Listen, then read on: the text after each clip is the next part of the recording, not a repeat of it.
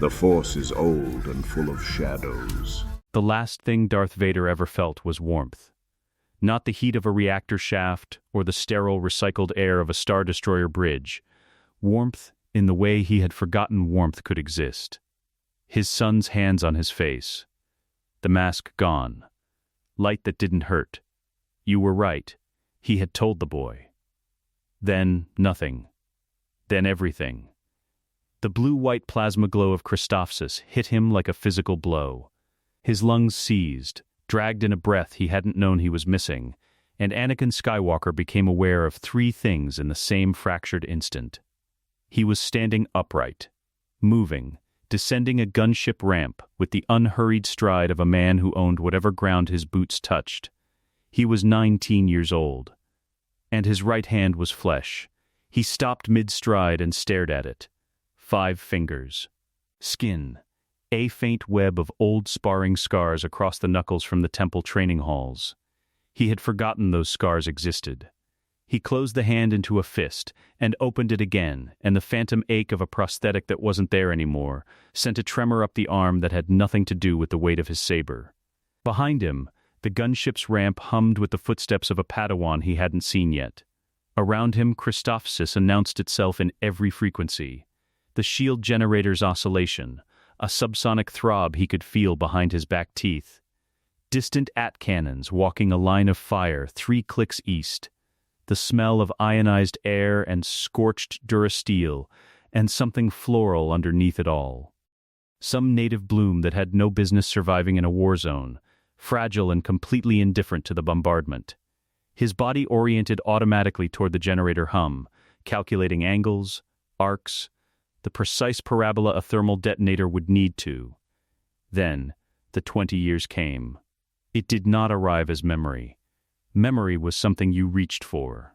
This arrived as weight, dropped from a height, landing in the center of his chest with enough force to buckle his knees. Order 66. Not a single image. 500. Clone commanders he had known by name, turning on generals he had sat beside at briefing tables. The temple burning. Children who had done nothing except be born sensitive to the Force, running down corridors that ended in him. Padme her face. The things he had done. The word Mustafar and everything that word contained, compressed into a single syllable that lived permanently behind his sternum. The suit. The mask. 23 years of breathing that sounded like a machine dying slowly. 23 years of serving a man who had engineered every loss, every wound, every grief, who had needed him broken to keep him useful. I am your father, the horror in his son's eyes. Leia, his daughter. A sister he had never known existed, and had spent years hunting like an animal, systematically, professionally, because he was very good at his work. The Death Star reactor shaft, his own mechanical body falling through dark air. The Emperor's lightning and his own choice to absorb it, and the cost of that choice, measured in every circuit board in the suit screaming at once. And then his son's hands. The mask coming off. Light that didn't. Master Skywalker. A voice. Her voice was young. Careful, already working out, from the specific quality of his stillness, that something was not operating within normal parameters. He turned. She was exactly as small as he remembered. 14 years old in everything but the set of her jaw, which was doing its best to look confident and landing somewhere slightly north of terrified.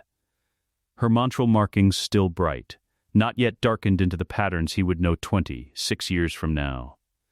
Her eyes, orange amber, wide, making rapid tactical assessments of a man who was standing on a gunship ramp in an active war zone, appearing to stare at his own hand. Ahsoka Tano looked at him, and Anakin Skywalker felt his knees go. Not weakness. Nothing in his body was weak. He could feel the Force moving through this 19-year-old frame like a river through a clean channel. More power than he had been able to access in decades, unfiltered by damaged tissue and cybernetic interference. The strength was not the issue. The strength was almost unbearable. The issue was her face. He knew this face. He knew what would happen to this face. He knew the war she was about to be handed, the weight that would be loaded onto shoulders that hadn't finished growing yet. The moment she would stand before a military tribunal and be wrongly accused and watch her order abandon her rather than protect her. He knew Mandalore. He knew the siege and the number 332 painted on helmets, and the sound of her voice in a transmission he hadn't been able to reach in time. He had not been able to reach her in time. He descended the remaining steps of the ramp in 3 strides and dropped to his knees in the dirt of Christophsis. And he pulled her into his arms with the specific desperation of a man who has 20 years of failures and a body that is suddenly, impossibly, early enough to matter. She went rigid. Every muscle in her small frame locked with the instinct of someone who had not been held like this in a very long time, by anyone, for any reason. He was shaking. "I won't fail you," he said into the top of her head. His voice came out wrecked, a register she had never heard from him because she had never heard him before at all. "I promise you, I won't fail you again." The word again landed in the air between them, and had no explanation he could give her. Ahsoka's rigidity lasted exactly 4 more seconds. He felt the moment it broke, felt it in the Force before he felt it in her body, a small, catastrophic surrender, and she pressed her face into his shoulder and breathed. Just breathed. As if she were confirming something her nervous system had already decided was true the instant she looked at him, that she was safe here. That whatever else this man was, whatever was wrong with him, whatever had put that sound in his voice, none of it would be aimed at her. She didn't hug him back. She was too confused for that. But she didn't pull away. They stayed like that for a moment that had no business existing on the front lines of a planetary siege. It was the sound of boots on the loading platform above that separated them, unhurried, measured footsteps that Anakin could have identified from half a kilometer away in a thunderstorm.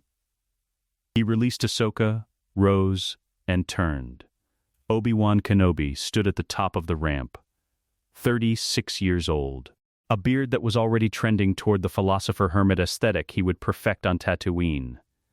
His expression arranged as always into something that conveyed thoughtful consideration while concealing the actual calculation happening behind it, except the calculation was visible today, just slightly, in the way his eyes had gone still. He had seen what just happened. He was filing it. "Anakin," he said. The tone was calibrated, warm, slightly dry, the elder brother register he used when he was pretending not to be concerned. Greeting our new Padawan by weeping in the dirt isn't precisely the command presence the Council had in mind. Anakin looked at his master. He had not seen this face without grief attached to it in over 40 years. "Obi-Wan at Mustafar." Obi-Wan's voice saying you were the chosen one with a crack in it, that had nothing to do with anger and everything to do with a man watching someone he loved choose fire. Obi-Wan's name spoken by Luke on Dagobah like a myth, like someone already a generation gone. He was standing right there. Alive, dry, mildly exasperated about the dirt. Anakin breathed through the violence of that feeling, and let it settle somewhere he could manage. "She looked like she needed it," he said. "She looks like she needs a commanding officer who will brief her on the tactical situation." That too. He glanced back at Ahsoka, who was watching this exchange with the focused attention of someone building a file. "Ahsoka, welcome to Christophsis. The Separatists have a deflector shield covering the whole advance. By tonight they won't." Her chin came up, trying to decide whether to be reassured or alarmed by the certainty in that statement. Obi-Wan descended the ramp slowly, drawing alongside him, and spoke in the quiet register he used when he wasn't speaking for Ahsoka's benefit. "Are you all right?" The question was simple. Obi-Wan's eyes were not. Anakin looked at the crystal towers of Christophsis catching the light, the smoke rising in black columns against a sky that was still, impossibly, blue, and felt the Force hum through a body that was whole and young and standing at the very beginning of everything. "I'm better than I've been in a long time," he said. It wasn't a lie. It wasn't the whole truth either. Obi-Wan held his gaze for 1 moment longer than the answer required.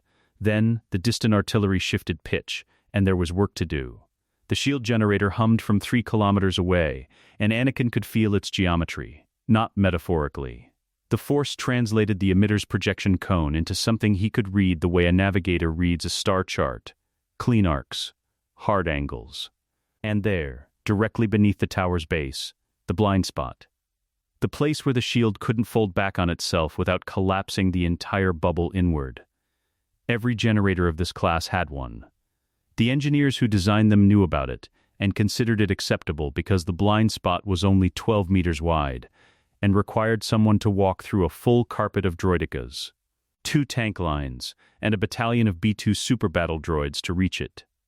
They had not designed for Vader. He stood at the forward observation post with a topographical display projected from a portable holoprojector, Obi-Wan to his left, Commander Cody to his right, Ahsoka slightly behind, watching, cataloging, already learning what learning from him looked like. The standard approach, Anakin said, costs us 2 days and 400 men. Cody's jaw worked once. He was too professional to say that's the approach we were given, but the thought moved through his posture. General Kenobi's last 3 assault plans were correct, given what we knew then. Anakin didn't look up from the display. We know more now. Obi-Wan's voice carried its characteristic precision. Do we? And when did this knowledge arrive? About 40 minutes ago. On the gunship.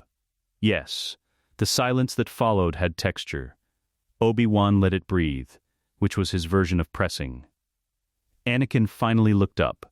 The generator has a blind arc directly beneath its own emitter cone. 12-meter window. If someone reaches it and places a charge at the base coupling, the shield drops in one sequence rather than requiring us to overload it from the outside. He looked at Cody. How many droidicas between our line and that tower? Cody pulled up the scout reports without hesitation. 47 confirmed. Probably 60. Destroy a droid shield from the outside, standard approach, sustained fire. Takes 4 minutes per unit, minimum. Reach them before they can fully deploy their shields, and they're just rolling metal. He moved 2 fingers across the display, tracing a line through the droid formation's eastern flank. There's a drainage channel running beneath the crystal substrate here. 2 meters wide, 1.5 tall, runs to within 80 meters of the generator base. Maintenance access. Pre-war infrastructure. The droids aren't covering it because their tactical software doesn't flag non-combat structures. Obi-Wan leaned forward and examined the channel routing. Something moved behind his eyes, the specific expression he made when a plan was simultaneously clever and deeply inadvisable. You want to go through the drainage channel. I want to go through the drainage channel, emerge behind their eastern droidica line before they register the incursion, cross 80 meters of open ground at the pace necessary to prevent defensive formation, place the charge, and be through the perimeter before the shield drops. That's not a plan, Obi-Wan said. That's a series of things that have to go perfectly. Yes, Anakin. I'll take Ahsoka. Every adult in the post went still in slightly different ways. Cody's stillness was professional, the face of a man recalculating risk assessments. Obi-Wan's stillness was something older, a man hearing a decision and already knowing he will not win the argument, but assembling his case regardless. Ahsoka said nothing. Her eyes cut to Anakin with the sharpness of someone who had just been handed a test and was determining whether to be insulted or grateful. She's a Padawan, Obi-Wan said. She arrived this morning. She's a Togruta. Her spatial awareness in low-light environments is better than mine. Her frame will clear the channel faster, and she needs to understand how we move before she can move with us. Anakin held Obi-Wan's gaze steadily. I won't let anything touch her. The certainty in that last sentence was not the confidence of a 19-year-old assessing probabilities. It had no calculation in it. It was simply a fact he was informing the room of. Obi-Wan heard the difference. His eyes said so, even as his expression maintained its diplomatic neutrality. You'll take Rex as well. Rex and 2 others, small enough to move fast, enough to cover the charge placement. Anakin straightened and closed the holoprojector. Obi-Wan, when the shield drops, I need you to be ready to push through the center the moment the droidicas lose their command relay. They'll go to secondary targeting protocols, slower, less coordinated. 60 seconds of confusion, that's the breach window. And if the charge doesn't bring the shield down on the first sequence, it will. But if it will, Obi-Wan. Another silence. A different quality. Obi-Wan studying the face of his former Padawan and finding something in it he didn't have a category for yet. He exhaled. 1 hour. Less, Anakin said, and turned toward the channel access point. The drainage channel smelled like mineral runoff and old machinery, and something faintly sulfurous from the crystal bedrock. Ahsoka moved through it with her sabers clipped and her elbows tucked, her night vision adjusting within seconds to the near dark. Behind her, Rex and 2 arcs from his company moved in single file, men he had selected without explanation, and who had followed without requiring one. Ahead of them, Anakin moved through the channel the way water moves. No wasted displacement. His shoulders parallel to the walls, each step placed with a precision that produced almost no sound on the uneven floor. Ahsoka had spent her life in motion, Togruta childhood, temple training halls. The barely suppressed kinetic energy of the crochet. She had never watched someone move like this. She had expected reckless. Everyone said Anakin Skywalker was reckless. Whatever this was, it was the opposite of reckless. Reckless was when someone didn't calculate the cost. This was a man who had calculated it down to the decimal and had already accepted the answer. She filed that away under "ask him later" and kept moving. They surfaced 80 meters from the generator base through a corroded grate that Anakin lifted out of its housing without touching it. A single upward flex of 2 fingers, silent, not breaking stride. The eastern droideka line was visible 40 meters to their left, shields down, 3 units in patrol rotation. Beyond them, the main tank formation faced west toward Obi-Wan's position, guns elevated and waiting. Anakin assessed the patrol rotation for 4 seconds. Then, he walked toward the generator. Not ran. Walked. With the specific deliberate cadence of someone who understood that sudden movement triggered peripheral sensor sweeps, and that the best way to cross observed ground was to be something the sensors had already decided wasn't a threat. He kept himself low, used the shadow of the crystal formations, and guided them through the gaps in the rotation pattern with hand signals that arrived a half-second before each gap opened, as if he was reading the schedule rather than predicting it. The generator base was a durasteel tower 8 meters across, its couplings exposed at ground level behind a maintenance shroud. Anakin crouched at the shroud and had the panel open in seconds, not with a tool, with the Force. Each fastener turned simultaneously. Rex and the arcs formed a perimeter without instruction. Ahsoka positioned herself at the southeast corner, both lightsabers drawn but unlit, and felt the battle awareness she'd been trained to cultivate spread outward like a second skin. She felt the droideka shift before it turned. "Master, I know." He already had the charge set against the coupling. Light, she ignited both blades. The droideka snapped out of patrol pattern and raised its guns, and the blue-white of her sabers caught its sensors like a flare. It locked on. She moved left, already moving, not reacting, and the bolts chased her into the space she'd vacated. Anakin stood, turned, extended one hand. The droideka left the ground. It cleared 2 meters of air before he closed his fist, and the repulsor housing imploded inward. The machine hit the crystal floor in pieces that didn't move again. He turned back to the coupling, made 2 final adjustments to the charge, and stood. Clear, the perimeter. 20 seconds. They moved. The charge detonated on a whisper, a sharp crack of overloaded energy, barely audible at distance, and then the subsonic hum of the generator climbed 2 octaves and stopped. The silence where the shield had been was total. 3 kilometers west. Obi-Wan's at TEs punched through the gap before the droid formation could redistribute. Anakin heard the distant barrage shift from defensive to forward and knew exactly what it meant. Ahsoka was watching him, both blades still lit, breathing controlled, a question she hadn't asked yet sitting precisely behind her eyes. "The droideka," she said. "You felt it before I called it." "Yes, how far out?" He looked at her. "Far enough." She held his gaze with the steady persistence of someone who had already decided that half-answers were a category she didn't accept. He recognized the expression from years of watching her be exactly this way. "I'll teach you the range," he said. "When this is over." She extinguished her blades. A truce, not a concession. Rex appeared at his shoulder, helmet pushed back, looking at the debris of the droideka with the expression of a man revising an estimate. "General, time on target?" Anakin checked the sky. The sun had moved 40 degrees. 53 minutes, he said. Rex looked at Obi-Wan's barrage rolling through the gap in the distance, then back at Anakin, and said nothing for a moment. "Right," Rex said finally. 53 minutes. The celebration lasted exactly as long as it took Obi-Wan to find him. The clones had done what soldiers do after surviving something that should have killed them. Brief, loud, and with the specific intensity of men who understood the math of what just happened. Rex had started it. A single sharp knock on his own plastoid chest plate, the clone equivalent of a standing ovation. And then, the whole forward company had joined, and the sound had rolled across the Christophsis crystal flats like a second explosion. Anakin had stood in the middle of it and felt something he hadn't expected. Not pride. Something older. The particular ache of watching people celebrate survival, and knowing, with perfect clarity, how many of them wouldn't survive what was coming next. Not today. Not on this planet.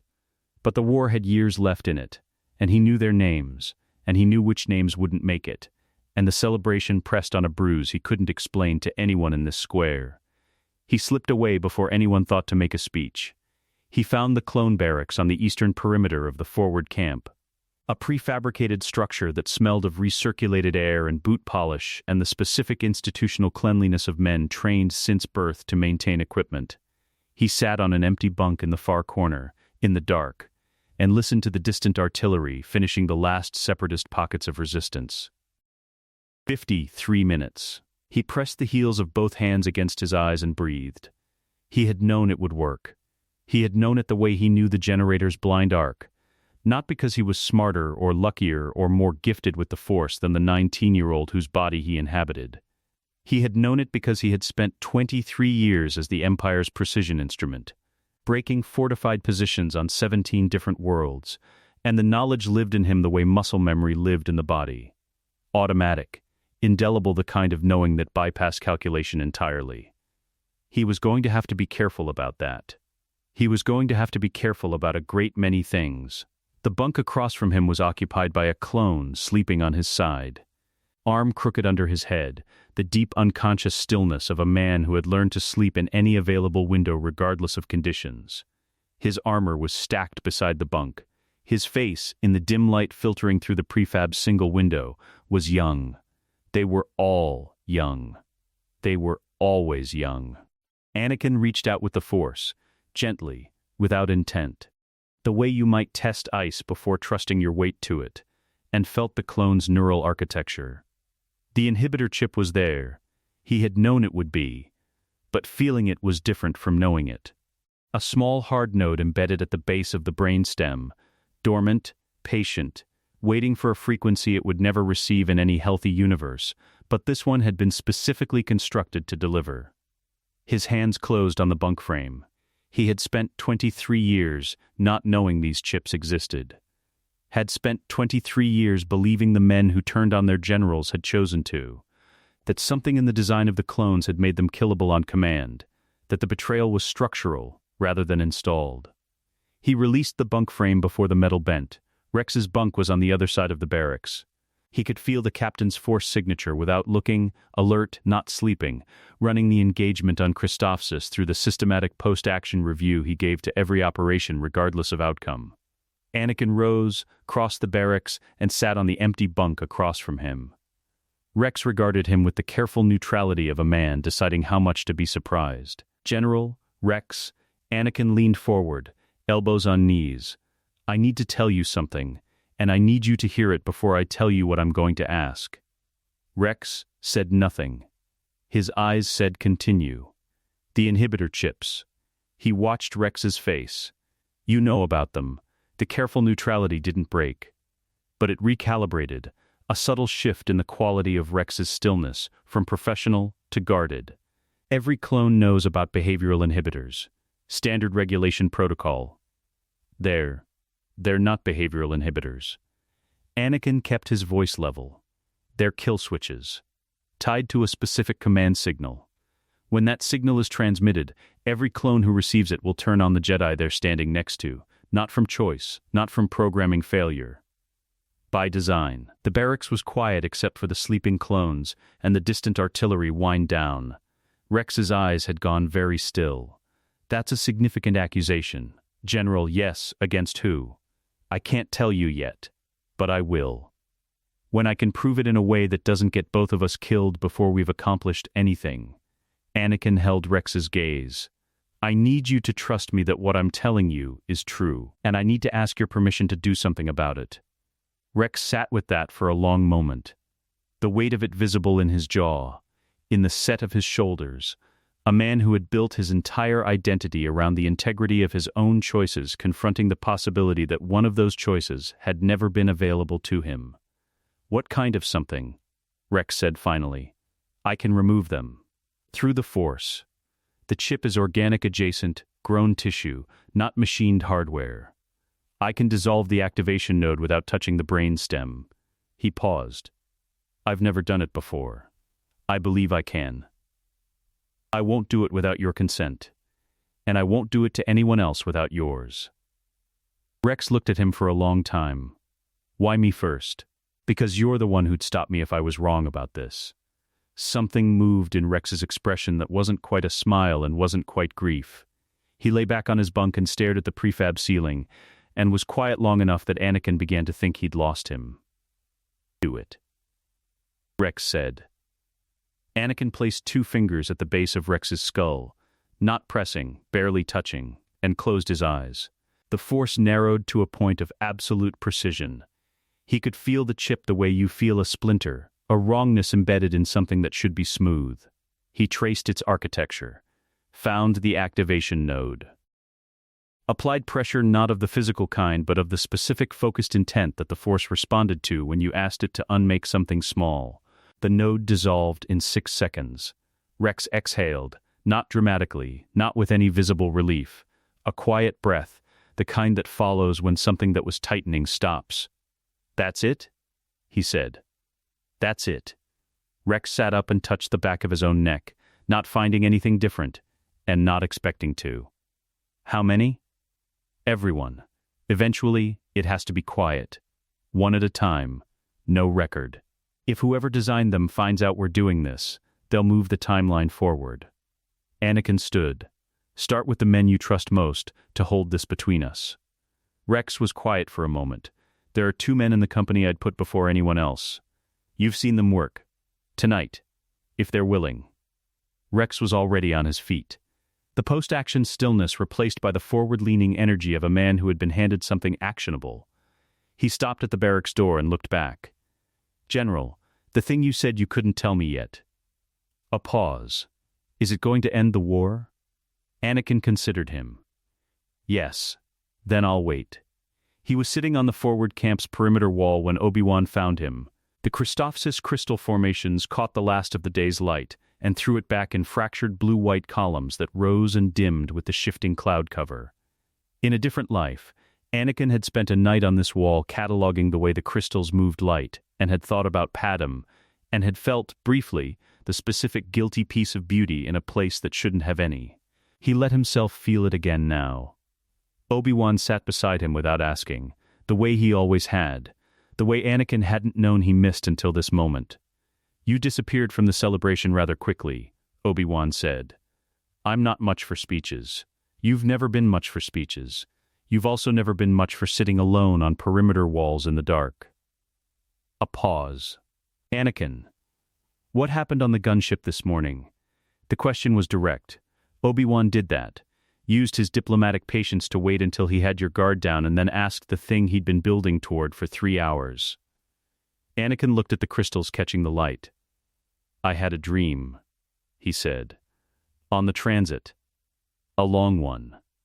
About what happens if we get things wrong. He felt Obi-Wan's gaze on the side of his face, patient and attentive and seeing rather more than was comfortable. About what we're capable of, when we stop paying attention to the things that matter. That's unusually philosophical for someone who just dismantled a siege in under an hour. The two aren't unrelated. Obi-Wan was quiet for a moment. When he spoke again, the dry register was gone, just the voice underneath, the one Anakin knew was there even when Obi-Wan thought he was hiding it. Are you all right? Truly.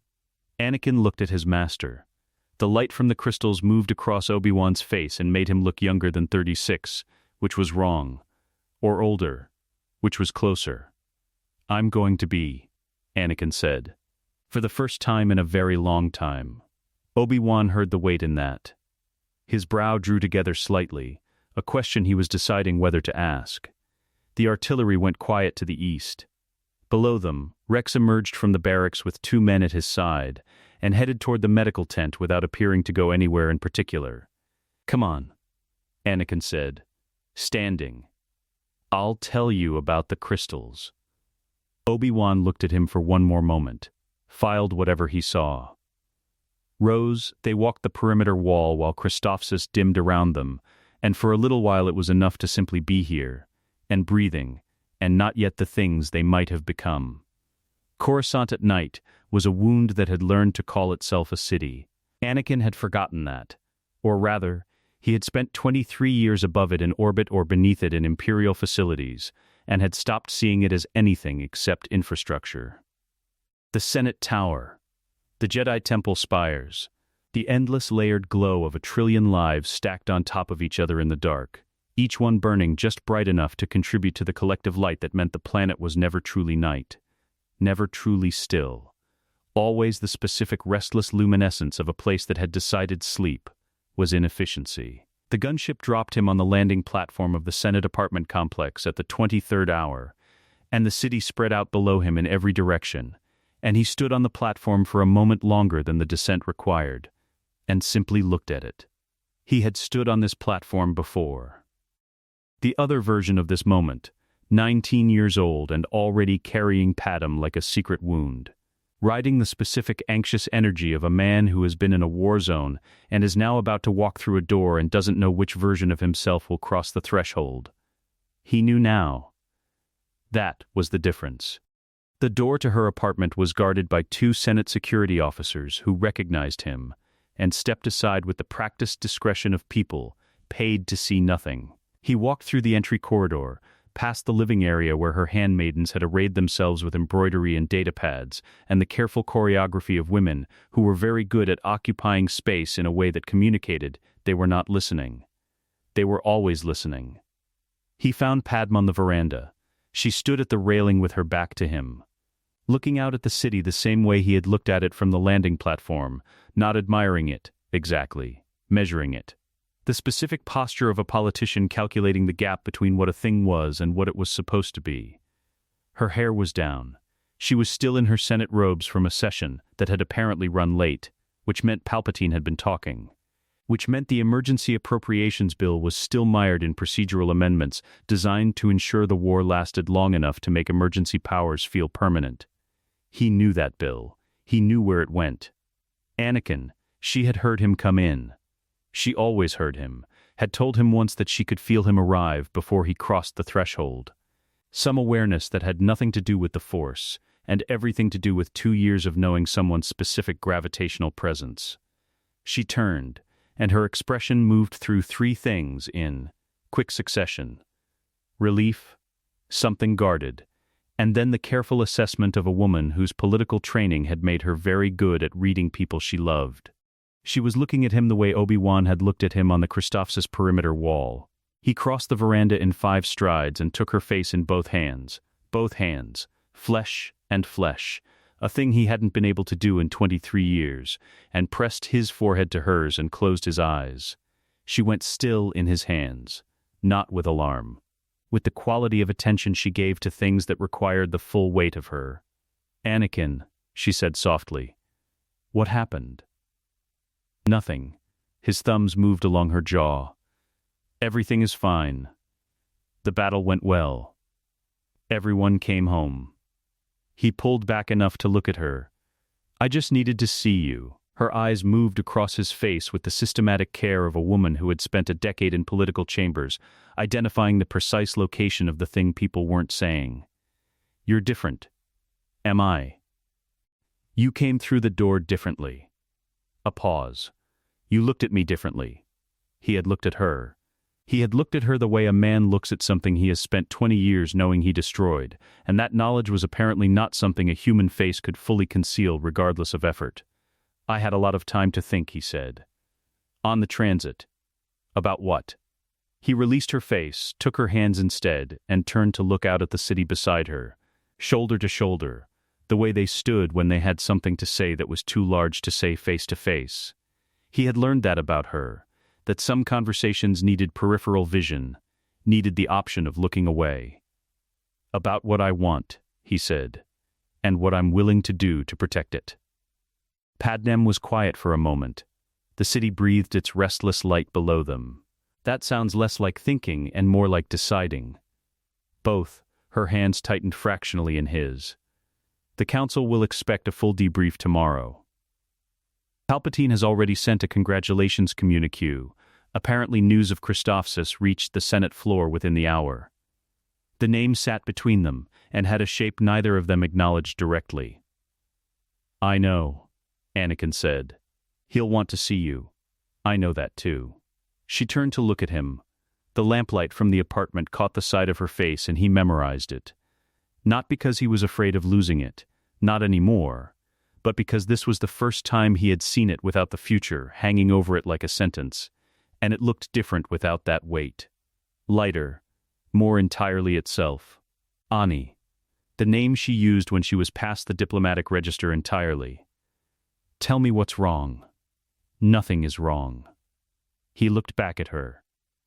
"I need to tell you something, and I need you to know that it is not in any way a precursor to something going wrong."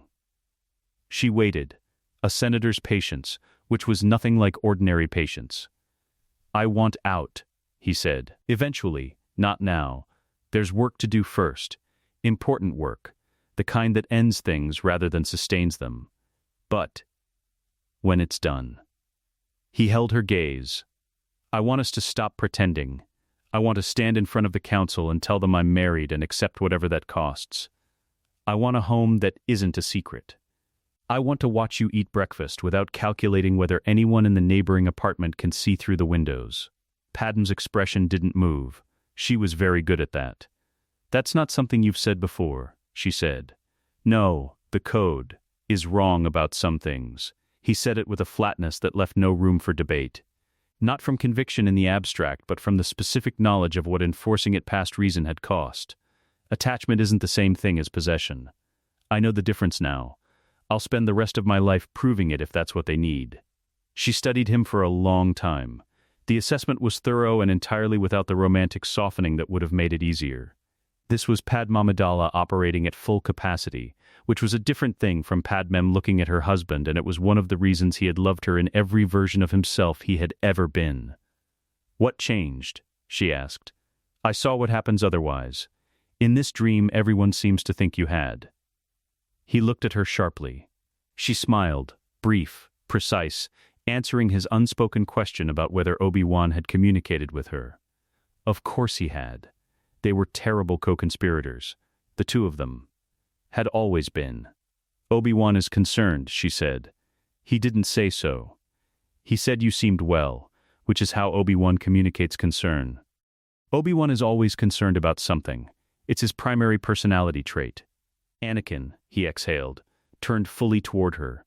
"I dreamed about what we become if I lose you," he said. "Not vaguely, specifically, precisely. Everything that follows.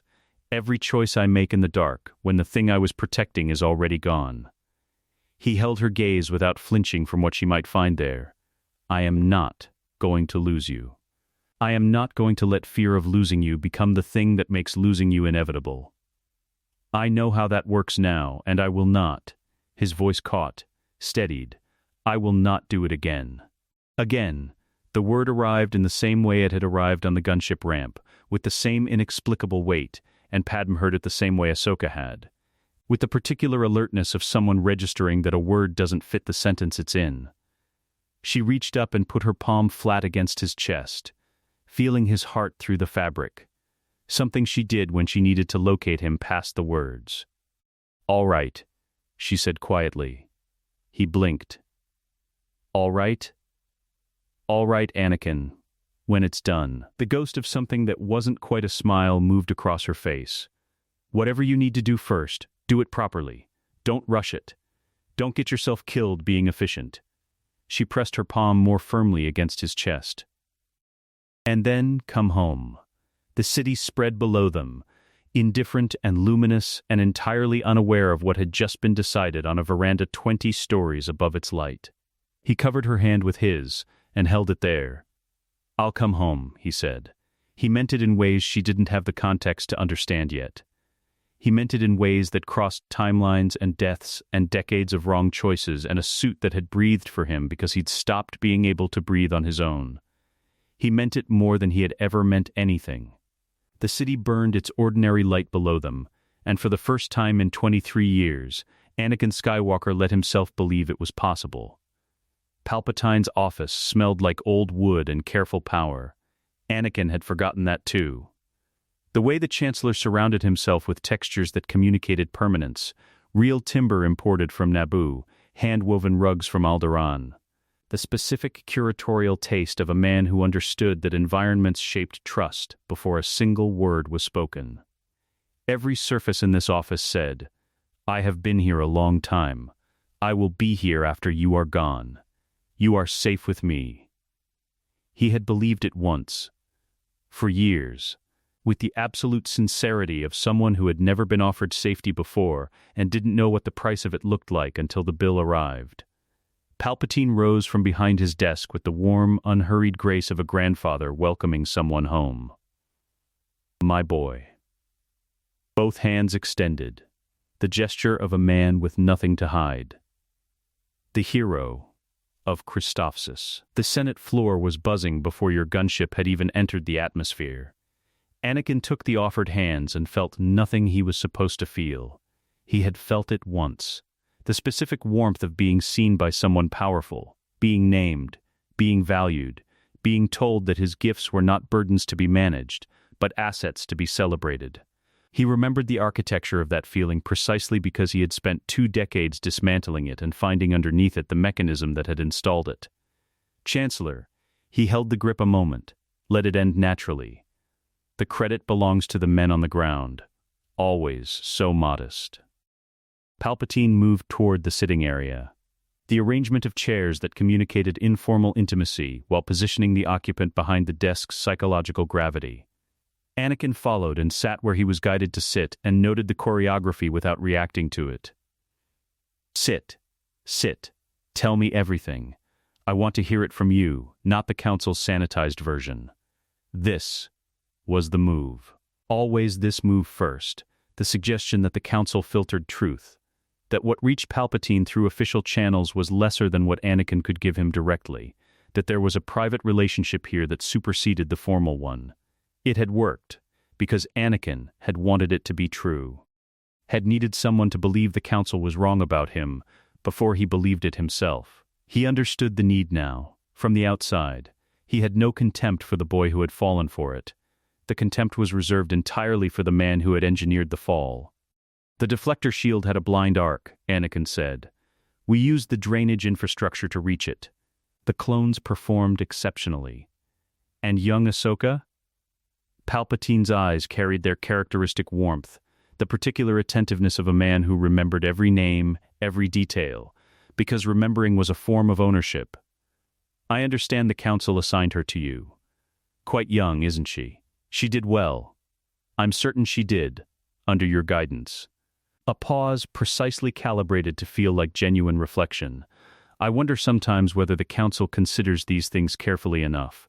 Sending children into active combat situations. A boy your age with a Padawan already.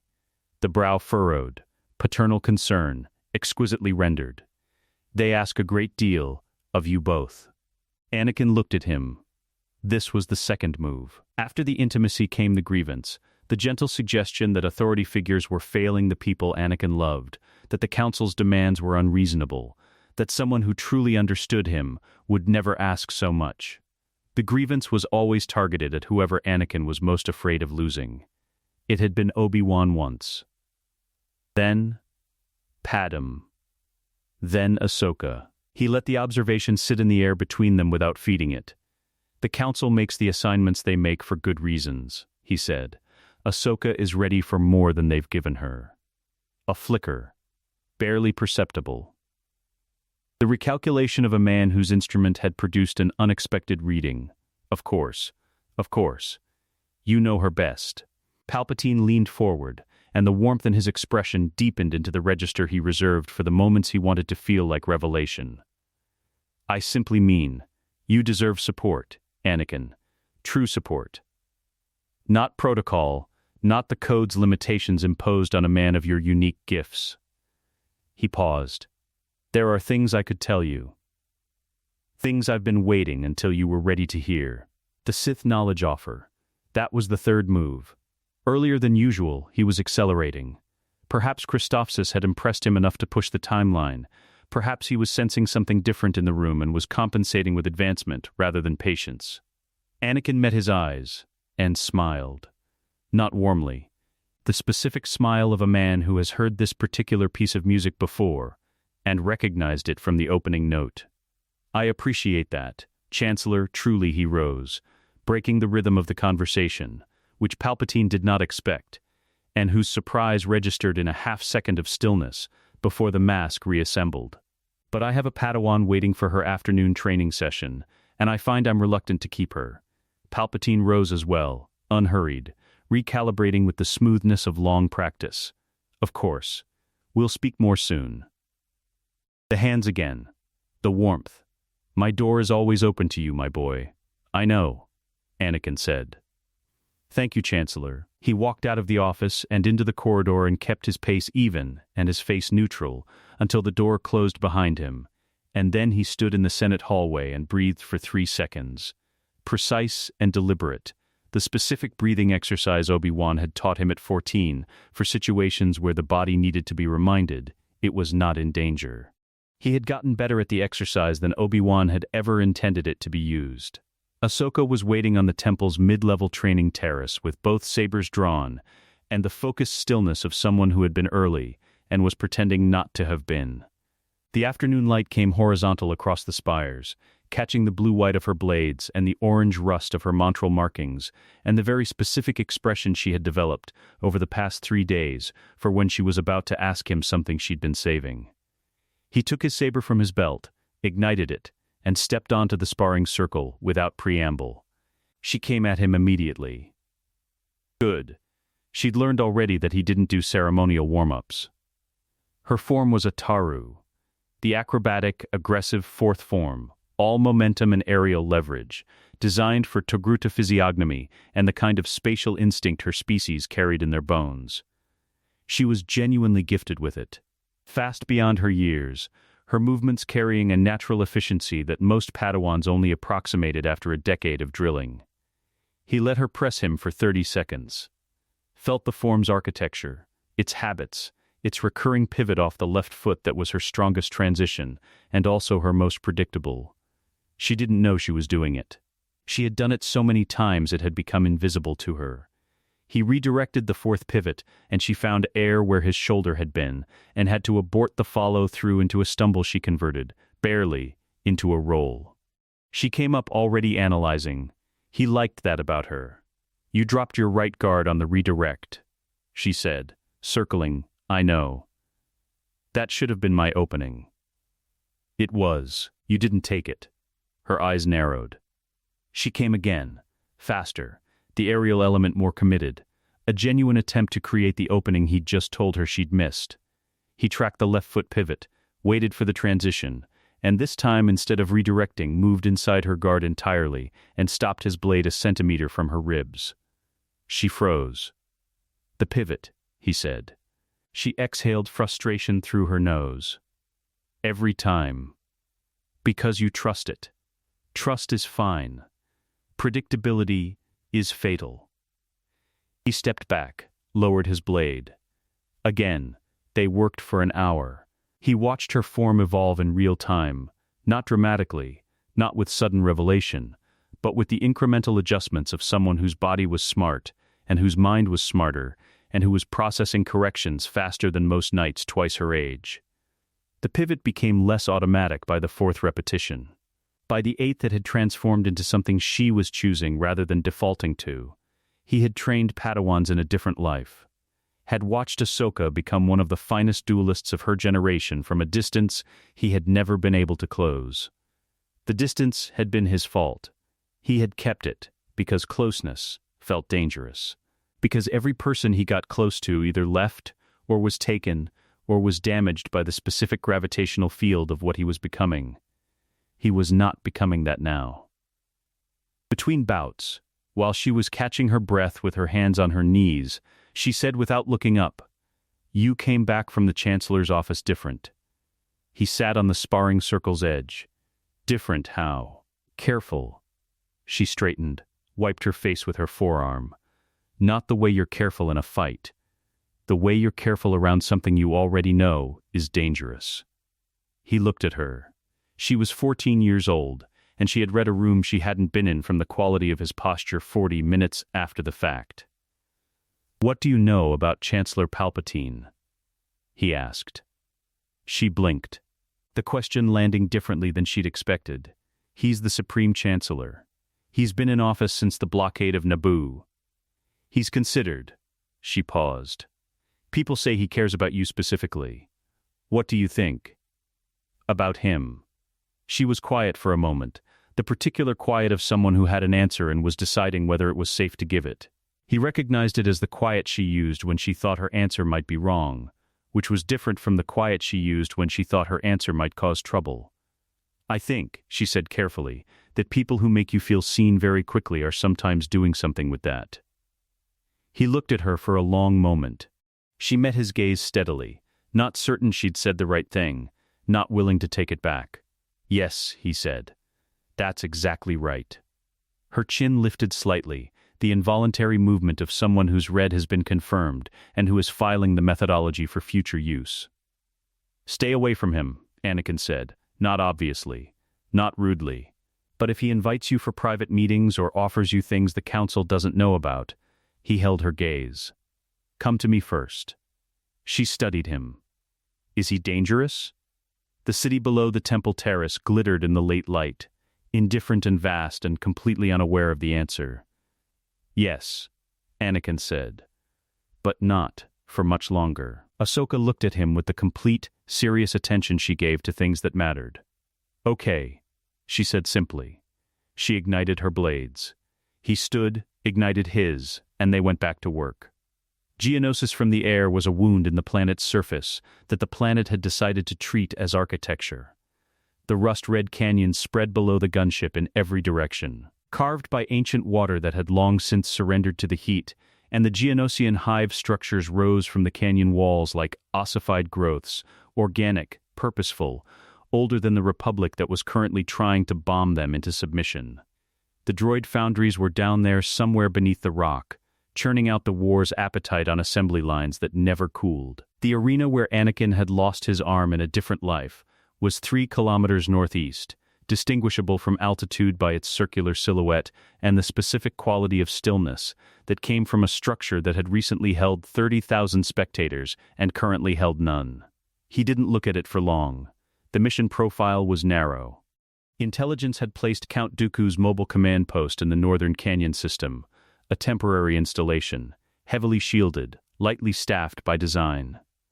Dooku did not believe in large retinues. He considered them evidence of insecurity in a commander, which was one of the accurate things about him.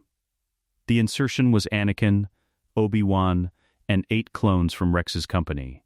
Rex himself on comms at the extraction point. The clones' inhibitor chips had been handled, 6 of the 8, the 2 remaining men carrying chips that Anakin hadn't reached yet.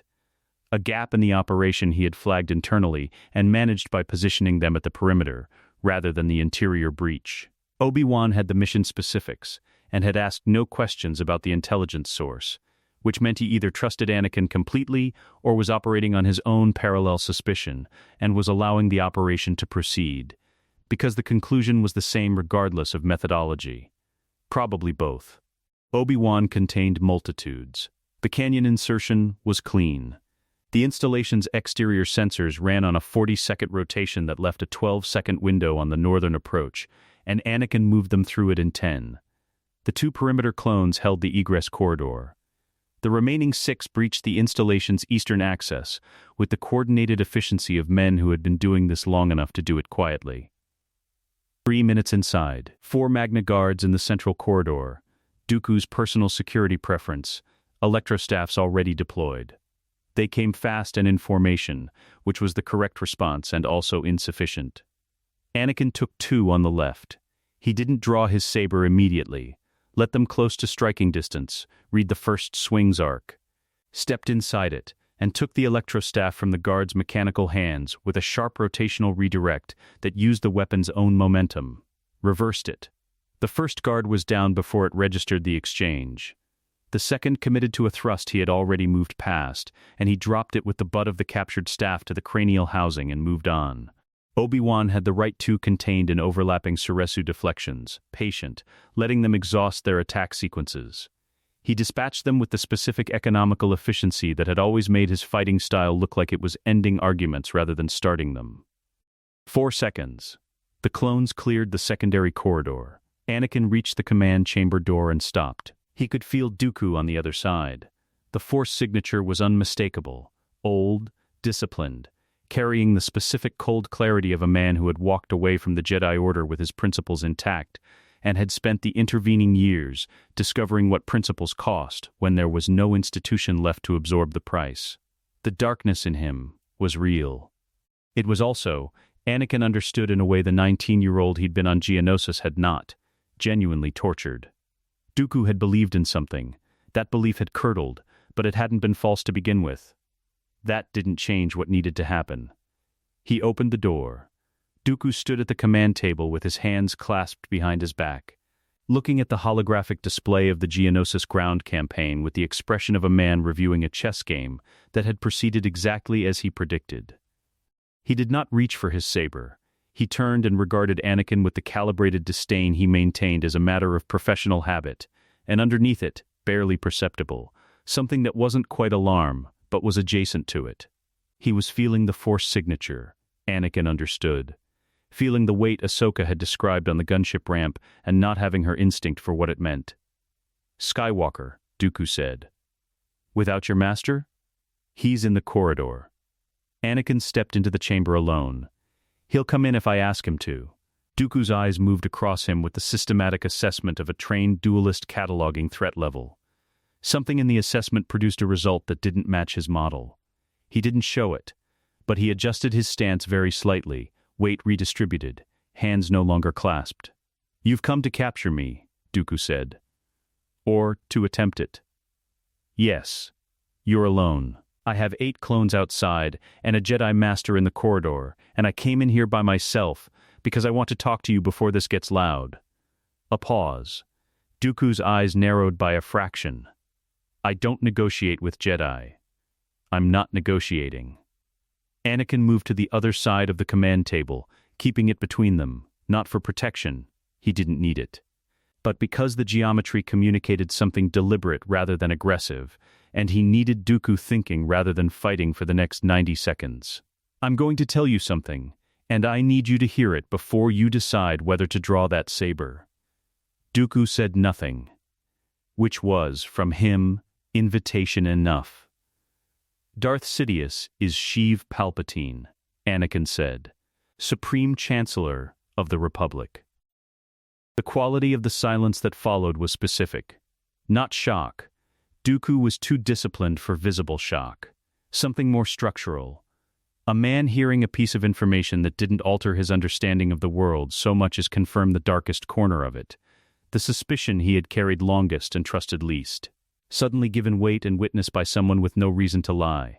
That, Dooku said carefully, is a significant claim. It's the truth. You know it's the truth, because you've wondered. Because he's given you access to everything except his identity, which is the one piece of information a master only withholds from an apprentice, when the apprentice's continued usefulness depends on not having it. Dooku's jaw moved once. Contained, controlled. "He told you he was grooming me," Anakin said, "not as his apprentice, as yours, your replacement. You have been recruiting, fighting, and dying for a war whose endpoint is your own execution, carried out by a weapon your master has been sharpening since I was 9 years old." He held Dooku's gaze across the table. "You are not the second most powerful being in the galaxy. You are a placeholder with a timer running." The command chamber was quiet, except for the distant artillery and the hum of the holographic display, which was still showing the Geonosis ground campaign advancing along its predictable lines. Dooku looked at the display for a long moment. When he looked back, something had changed in his eyes. Not softened. Clarified. The specific expression of a man who has been carrying a suspicion at the back of his mind for years, and has just been handed the confirmation he had been simultaneously seeking and dreading. "You cannot prove this," Dooku said. "Not yet. That's why I need you alive." Anakin kept his voice level. "Your financial records. Your encrypted separatist communication logs. The structural evidence of a coordinated Republic separatist-controlled conflict, all of it becomes the Council's case. All of it ends the war, and puts Palpatine in Jedi custody where he cannot touch either of us." He paused. "But only if you come with me now." Dooku was still for a long moment.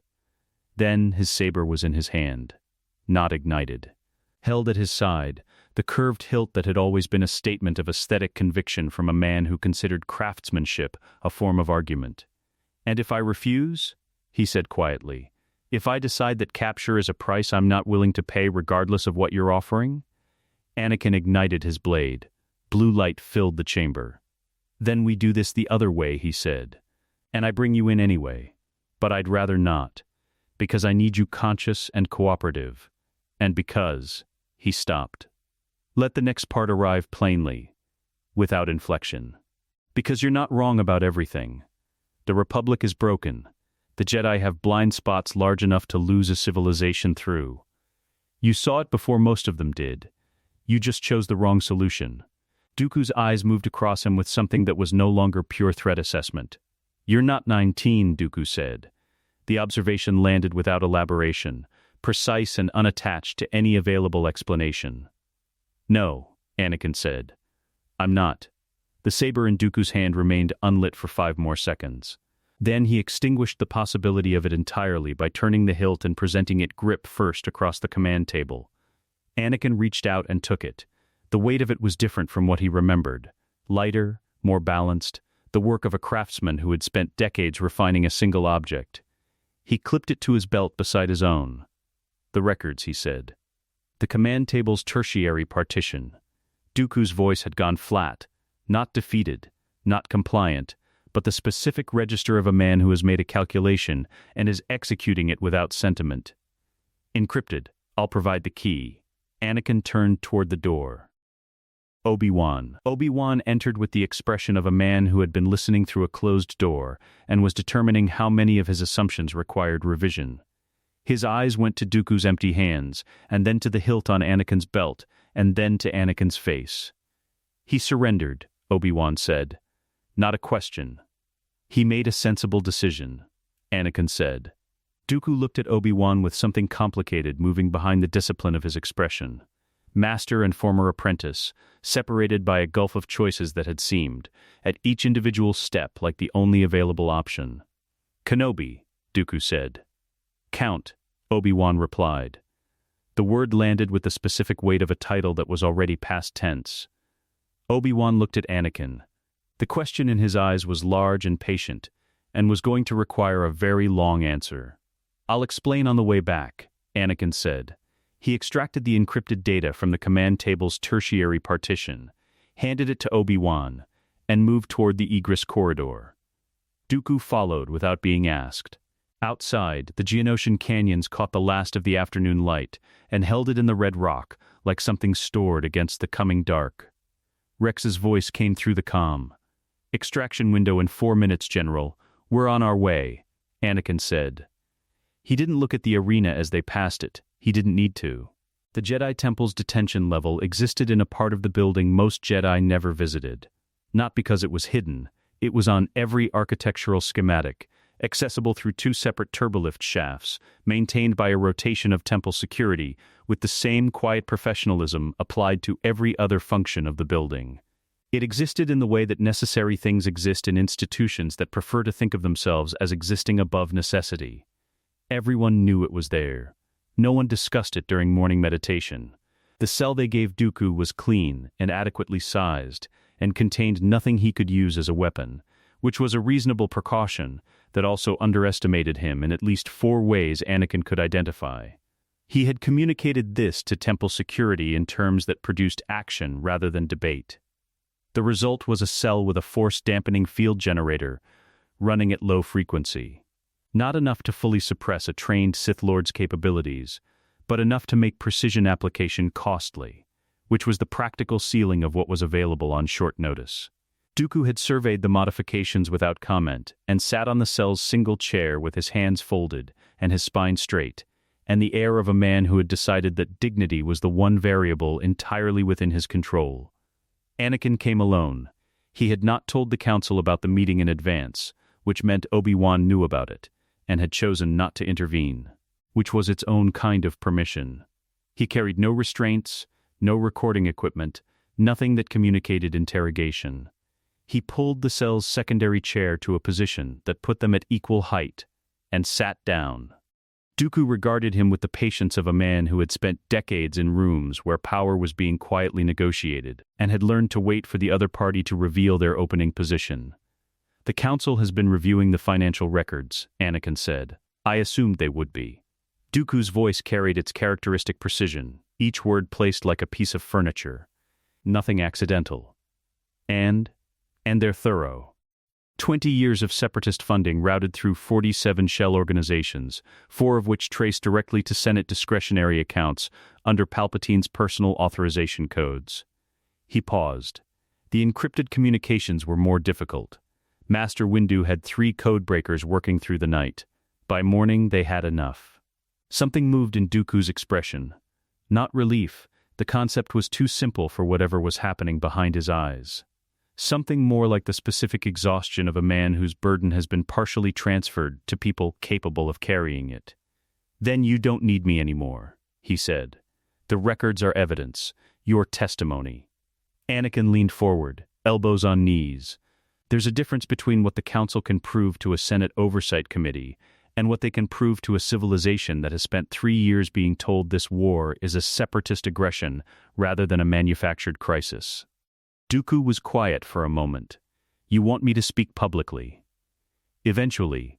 Not yet." A pause. Dooku turned his head slightly, looking at the cell wall rather than at Anakin, and in profile the age in his face was more visible, nearly 80 years, the last decade of which had been a sustained expenditure of everything he'd had. "You understand what public testimony from me requires. Yes, I am a war criminal, by any reasonable definition. The Geonosis executions, Raxus, Jabium." He turned back, and his eyes were flat and direct and entirely without self-pity. "I don't expect absolution. I'm not offering it," Anakin said. "I'm offering a trial. A real one, with the records as context and Palpatine in custody beside you and the full architecture of what he built on the table for the Senate to examine." He held Dooku's gaze. "Some of what you did because you believed it would produce a better republic faster than the alternative. Some of it you did because you were following a master who gave you just enough information to make obedience feel like choice. A tribunal that understands the difference between those two categories will produce a different verdict than one that doesn't." Dooku studied him.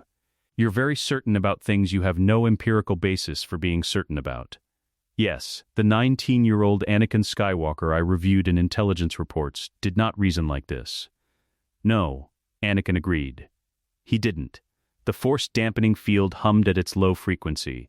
Somewhere above them, through several floors of temple architecture, the building conducted its ordinary morning business. Padawans in training halls, knights returning from missions, the Council in whatever configuration the current crisis had assembled them. Tell me about him," Anakin said. Dooku's eyes sharpened slightly. "Who, Palpatine, what he was like, at the beginning, before you understood what the beginning was for." A long silence. Dooku looked at his own hands. The hands of a former Jedi Master and a current war criminal, and a man who had spent his life believing that clarity of principle was sufficient armor against corruption, right up until it wasn't. "Brilliant," he said finally. "Genuinely not performed intelligence. The real architecture of a mind that processes systems rather than components. He sees institutions the way a surgeon sees a body. Every function, every dependency, every point of failure that can be introduced gradually enough to look like natural decay." He paused. He told me the Republic was dying. He was right. He told me the Jedi were complicit in its death by prioritizing their own political neutrality over genuine intervention. He was right about that too. A breath. He told me that what was coming required someone willing to operate outside the system's self-imposed limitations. That the Sith philosophy, refined, disciplined, applied not for personal power but for structural change, was the only tool capable of moving at the necessary speed. And you believed him. I believed the diagnosis. I accepted the treatment without adequately examining who would benefit from the cure. Something crossed his expression that wasn't quite bitterness and wasn't quite self-directed anger, but lived in the territory between them. He is very good at making you feel that your doubts are evidence of insufficient commitment rather than legitimate caution. Anakin said nothing. The accuracy of that description sat in the room and required no elaboration from him. "When did you know?" he asked. "About his identity?" Dooku considered. "I suspected within the first few years. Confirmed it to my own satisfaction not long after. By that point the architecture was already complete, the separatists organized, the clone army commissioned, both sides of the war in his hands. Leaving would have required dismantling everything I'd built." He looked at Anakin directly. "I told myself that a Sith master who intended to discard me wouldn't invest so much in my development. He invested in your development because a weak Sith Lord leading the separatists would have produced a war that ended in 6 months rather than 3 years, Anakin said. He needed you competent enough to sustain the conflict, not competent enough to survive its conclusion. The silence that followed that was different from the previous ones. Heavier.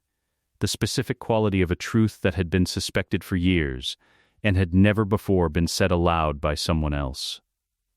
"I know," Dooku said quietly. "I know you know."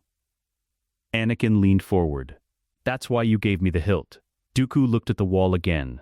His jaw worked once, contained, "What happens now?" Now the Council finishes processing the records. Windu presents the evidentiary package to the full Council today. There will be an argument about process. There's always an argument about process when the Jedi are considering something unprecedented. He paused. "Master Yoda will end the argument. You're certain of that too. Yoda has been sensing something wrong with the Force for years. He's been waiting for evidence he could act on without violating norms he considers foundational. We're about to give him evidence that makes norms look small." Anakin stood. "I'll need a written statement from you. In your own words. Not coached. Not filtered. What you know, when you learned it, what you did with the knowledge. The full accounting." Dooku looked up at him from the chair. In the dim light of the detention cell he looked very old and very tired and entirely clear-eyed. "And if I write that statement," he said, "and Palpatine is taken, and the trial proceeds, you believe the Republic becomes something worth the cost of what I've described?" Anakin was quiet for a moment. "I think the Republic becomes something that has a chance," he said. "I think the Jedi reform or they calcify, and the Force finds another way through. I think the clones live. I think the war ends before it takes everything it was going to take." He met Dooku's eyes. "I think some things are gone that can't be recovered. I think some things that weren't gone yet can still be saved." He moved toward the cell door. "That's not certainty. That's what I'm working with." Dooku was quiet for a long moment. "There is a data chip," he said, "embedded in the lining of my left sleeve. The Kaminoan's original contract documentation for the clone army. Commissioned through a Jedi Master who was then killed to bury the trail. A man who acted without the Council's sanction, whose death ensured the army's true origins would remain hidden." He paused. "It predates my involvement by 2 years. It will tell the Council things about how thoroughly they were maneuvered that they will not enjoy hearing and cannot afford to ignore." Anakin turned back. "Sifo Dyas," Dooku said simply. The name arrived with the weight of a door opening onto a room that had been locked for a decade. "Thank you," Anakin said. He meant it without complication. Whatever Dooku was, and whatever he had done, and whatever accounting was coming, this moment was something he was choosing freely, and Anakin had learned across 2 lifetimes what choosing freely cost, and what it was worth.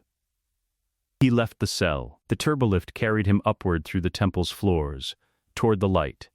The Jedi Council chamber at the third hour of the morning had a quality of light that Anakin had never seen from inside it. Most of his appearances before the council had been in the standard session hours, midday, early afternoon, the formal scheduling of an institution that ran on precedent. The chamber at the third hour was different.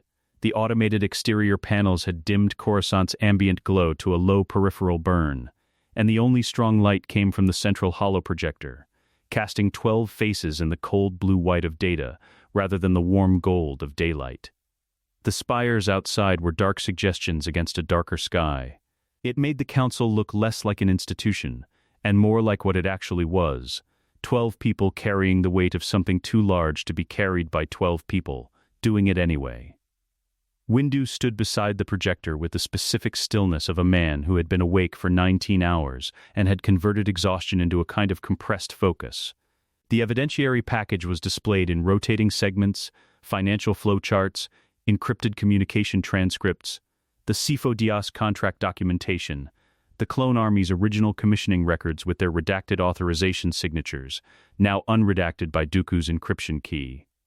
Anakin sat in the petitioner's position at the chamber center. He had not been asked to stand. Yoda had asked him to sit. That distinction was not lost on him. Complete, the picture is, Yoda said. He had not moved from his chair since the session began, but his eyes had moved across every piece of evidence with the specific attention of a mind that processed slowly because it processed completely. 20 years, this has been constructed.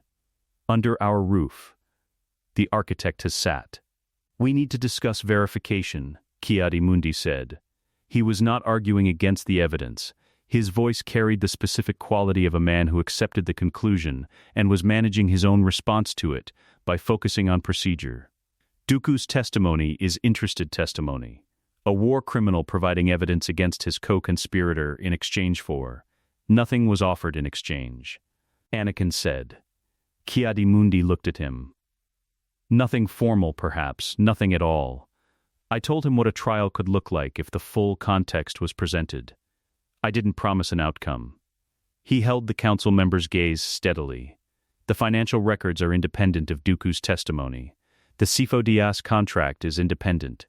The communication transcripts route through Palpatine's personal authorization codes, not Sith aliases, not intermediary accounts. His codes. The verification doesn't depend on whether you trust Dooku. It depends on whether you trust the forensic accounting masters Che and Bilaba spent the night confirming. A pause. Depa Bilaba, who had in fact spent the night confirming it, gave a single nod from her chair. Windu turned from the projector. The Sifo-Dyas documentation concerns me most. His voice was precise in carrying the specific edge it carried when he was most controlled, which was when he was most troubled. If this is accurate, if the clone army was commissioned at Sidious's direction through a Jedi Master who was then killed to prevent the truth from reaching us, then we have spent 3 years fighting a war with an army that was never ours. Yes, Anakin said. And the inhibitor chips. Being addressed. Quietly, it requires time and it cannot be done in bulk without triggering whatever monitoring Palpatine has on the program. Windu looked at him for a long moment. The look contained a question he was deciding how to frame. How many? Enough. More every day. You're doing this, yourself. Yes. Windu absorbed that. He did not ask how, which meant either he understood that the how was force-sensitive and didn't require elaboration, or he had decided that outcomes currently outweighed methodology. With Windu, it was probably both, simultaneously. Yoda spoke again, his voice carrying the register he used when he was saying the thing the room had been building toward. Move against the Chancellor, we must. Carefully, quietly with what we have. The Senate, Plo Koon said. A motion against a sitting Chancellor requires Senate authorization under. Emergency Jedi security provisions have existed since the founding of the Order, Anakin said. A sitting Chancellor can be temporarily remanded to Jedi custody pending investigation if the Council presents a unanimous finding of imminent threat to the Republic. The authority predates the current Senate procedures, and it has never been invoked because no situation has ever required it. He paused. Palpatine helped shape the modern version of that oversight framework 30 years ago. When he was a junior senator on the Judiciary Committee, he was building the escape hatch before he needed it. He never anticipated that someone else would find the door. The chamber was quiet for a moment. Sissy Teen leaned forward. You've researched this extensively. Yes, when? Recently, he kept his voice even. I had reason to think about how this would need to work. Another loaded silence. Yoda's ears had risen slightly, the involuntary tell, the one he couldn't fully suppress when something surprised him past the boundary of his equanimity. Skywalker, Windu said. What are you? The question was direct and not unkind. The same question, essentially, that Windu would ask him after a very different confrontation in a very different version of this timeline, but without the edge of threat. Genuine, a man in front of a phenomenon he didn't have a category for, and was asking honestly. Anakin looked at him. Someone who has seen what happens if we get this wrong, he said, and who is prepared to do whatever is required to make sure we don't. Windu held his gaze. Something moved in the Corran Master's expression, not quite satisfaction, not quite trust, but the specific recalibration of a man who has spent years maintaining a healthy suspicion of Anakin Skywalker and is finding his suspicion redirected rather than confirmed. The vote, Yoda said. It was not a suggestion. 12 council members. 12 votes. Anakin had not been asked to leave the chamber for the deliberation, which was unprecedented, and which no one acknowledged as unprecedented, which was itself a kind of acknowledgement. The vote was unanimous. Yoda closed his eyes for a moment after the last affirmation, not from exhaustion, not from relief. The specific expression of a man who has spent decades sensing a darkness growing in the Force and has finally felt the trajectory of that darkness bend. Arrest the Chancellor we will, Yoda said. Tomorrow, at dawn. Before the Senate convenes. He'll sense us coming, Anakin said. He's powerful enough to feel a large presence in the Force moving toward him with intent. We know, Windu said. That's why we go small. You, me, Kenobi, 3 Jedi, arriving for a scheduled briefing. He looked at Anakin. He knows about you and me. He'll expect tension between us. Use that. Let him think the room is divided. He won't think the room is divided, Anakin said. He'll think he can use the division. That's different. He's always 3 moves ahead of a divided room. And, in a unified one? Anakin thought about the office. The old wood smell, the curatorial warmth. The man who had spent 30 years building a specific environment in which he was always the most powerful thing present. He's never been in a unified one, Anakin said. Not with us. He found Ahsoka on the temple's eastern roof. She was sitting with her legs over the edge, looking at the Coruscant skyline in the pre-dawn dark, both sabers on the ground beside her rather than clipped to her belt, the specific configuration of someone who wasn't expecting trouble, but wanted it within reach. She had heard him coming. She always heard him coming now, their Force bond having developed over the past weeks into something with texture and range, a two-way current that neither of them had formally acknowledged. He sat beside her. Below them, the city ran its perpetual luminescence. The Senate District's official buildings were visible 3 kilometers west, their facades lit in the Republic's standard night lighting, the Chancellor's office tower among them, its upper floors dark at this hour. Dark and occupied. He knew Palpatine was there, could feel the Force signature from here, ancient and cold and so thoroughly disciplined in its concealment that you had to know exactly what you were looking for to find it. He'd spent 2 decades inside that concealment. He knew the texture of it from the inside out. Ahsoka followed his gaze toward the Senate District without asking what he was looking at. Tomorrow, she said. Yes, you're going without me. It was not a question, and it was not a complaint. It was the statement of someone who had already processed the logic and accepted it, and was saying it aloud to confirm she'd been heard. You're not ready for what he is, Anakin said. I know. A pause. Will you be? He looked at the dark tower. The question deserved more than reassurance, and she would hear through reassurance immediately. I've faced him before, he said. A version of it. She turned to look at him.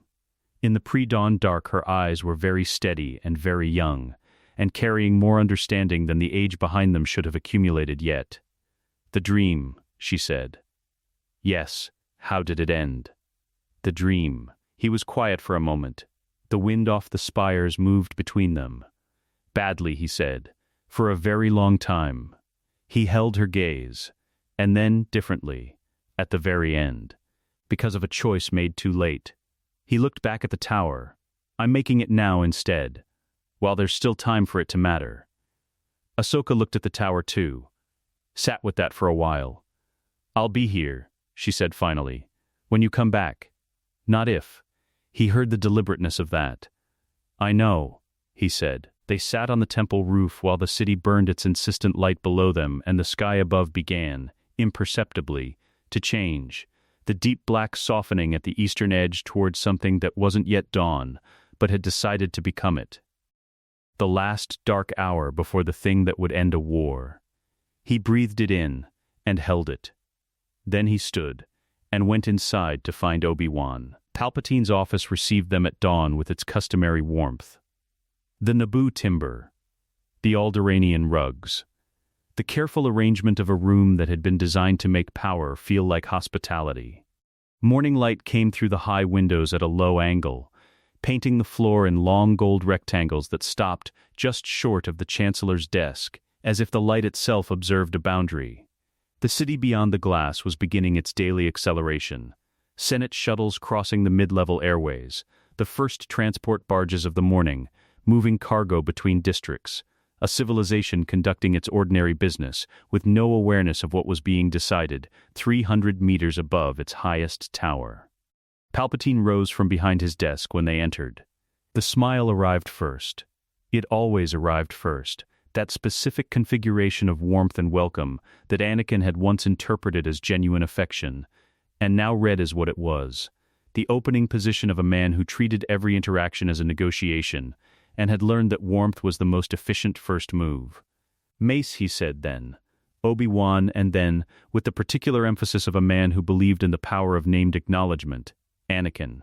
3 words, 3 calibrated welcomes, each pitched to the recipient's specific relationship with approval. Windu moved to the left of the room. Obi-Wan to the right. Anakin stayed at the center, 2 steps behind the standard briefing position. A small deviation from the choreography Palpatine was expecting, which meant Palpatine's eyes moved to him first, to recalculate.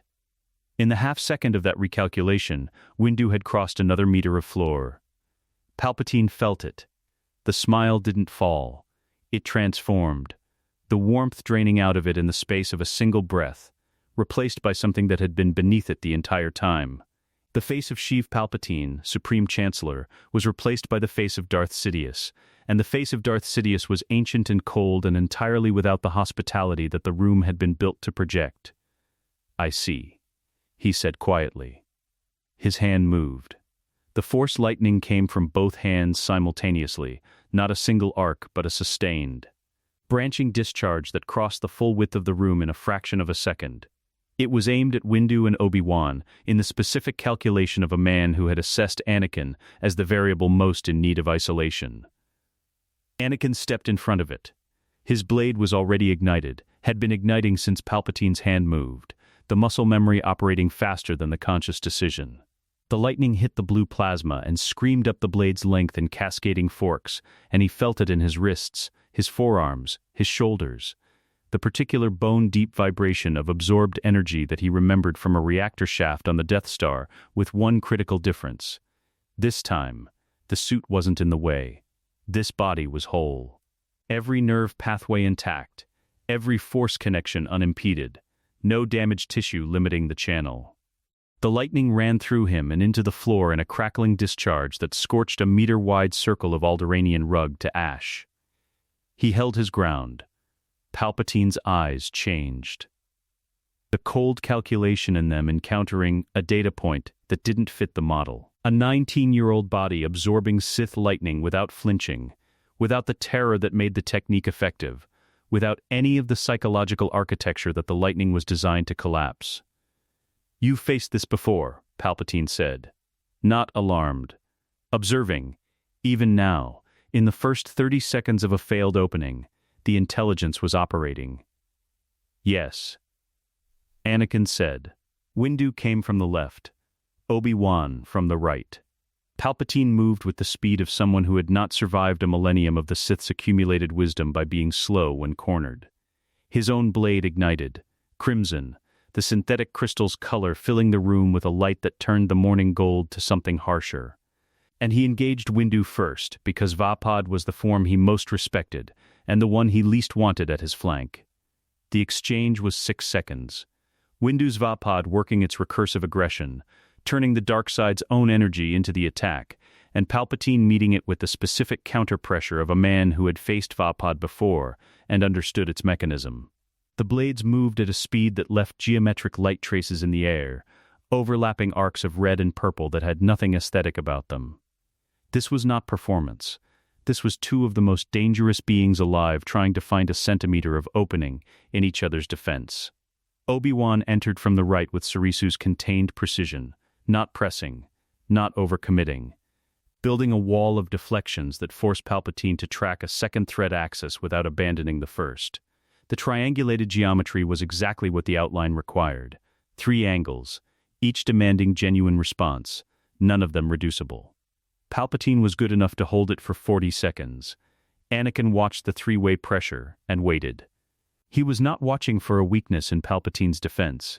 He was watching for the moment Palpatine's attention distributed itself equally across all 3 threats, the moment when no single axis had priority, and the Force attention was spread thin enough that something unexpected from the center would arrive in the gap before the recalculation could close it.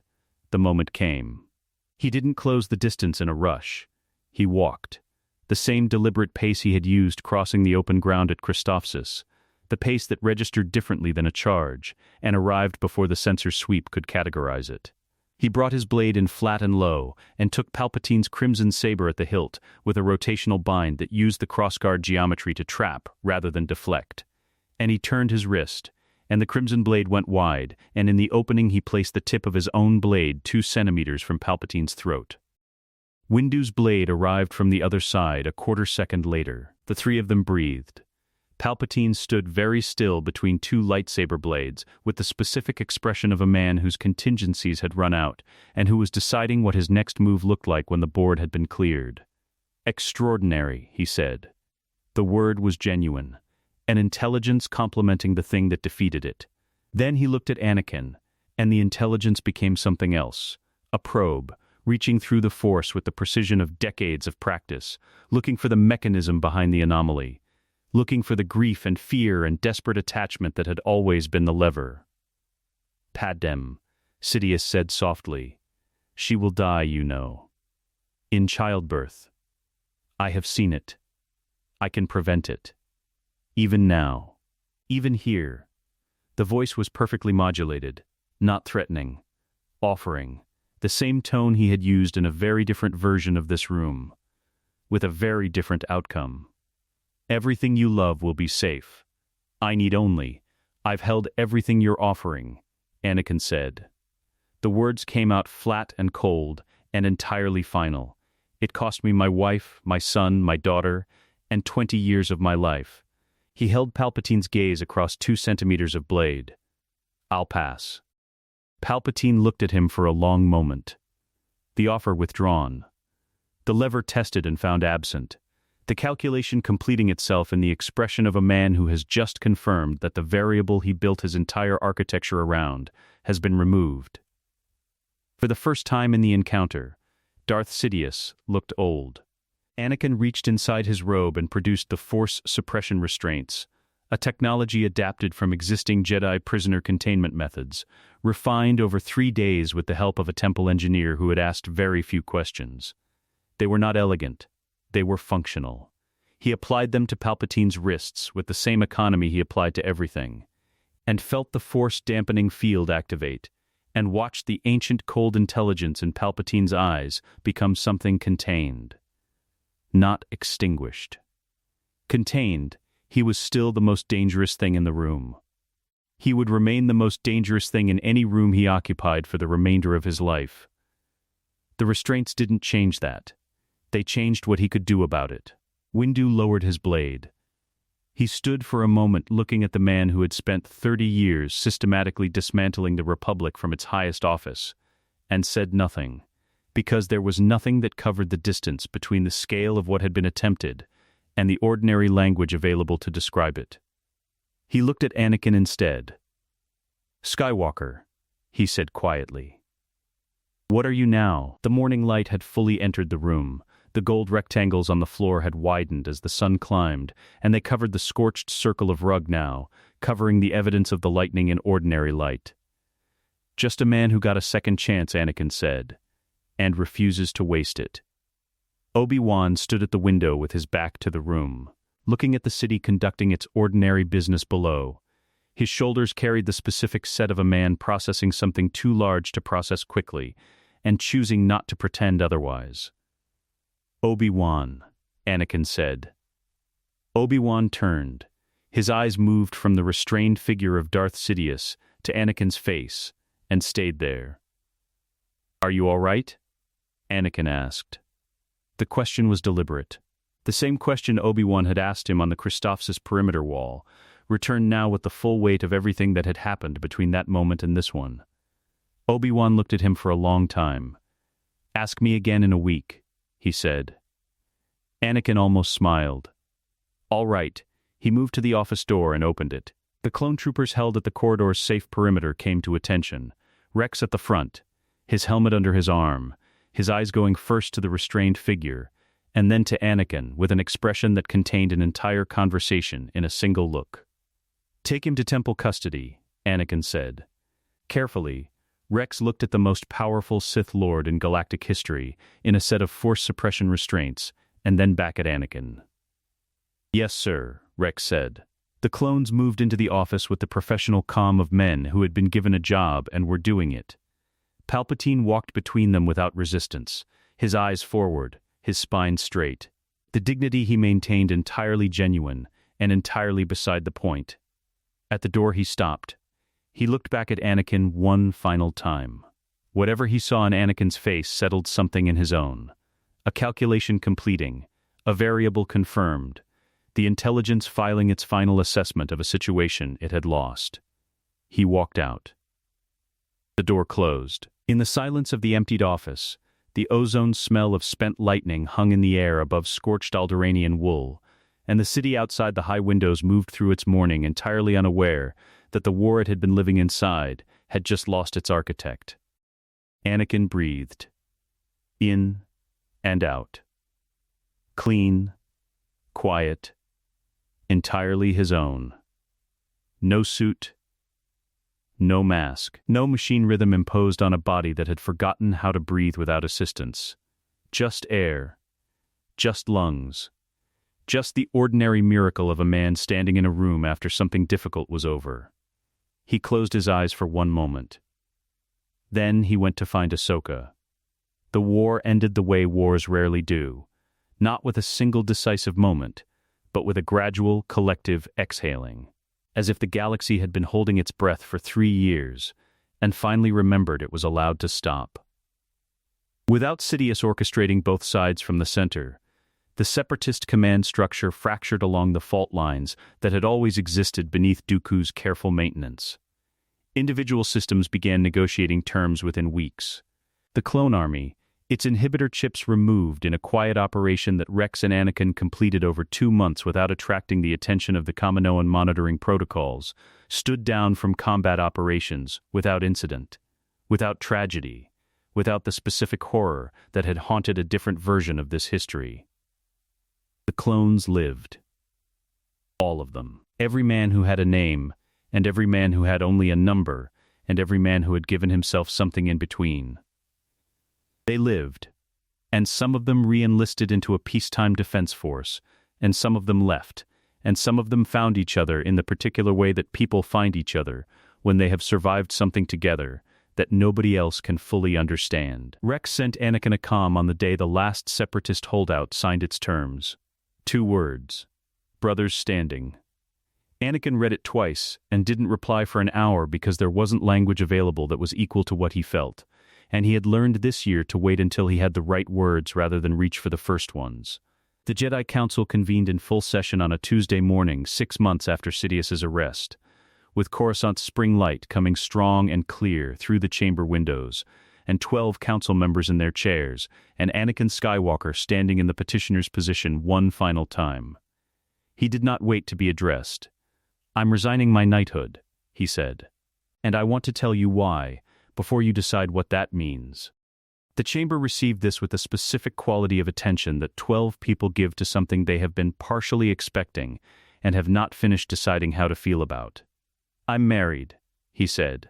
"I have been for 2 years, to Senator Padma Amidala of Naboo. I kept it secret because the code required it, and because I was afraid of what disclosure would cost, and I am done making decisions from fear." He looked at each face in the circle, steadily, without defiance and without apology. "I don't believe attachment and the Force are incompatible. I believe we have confused possession with love, and told an entire generation of Force-sensitive children that the solution to that confusion is to feel less. I think that is wrong.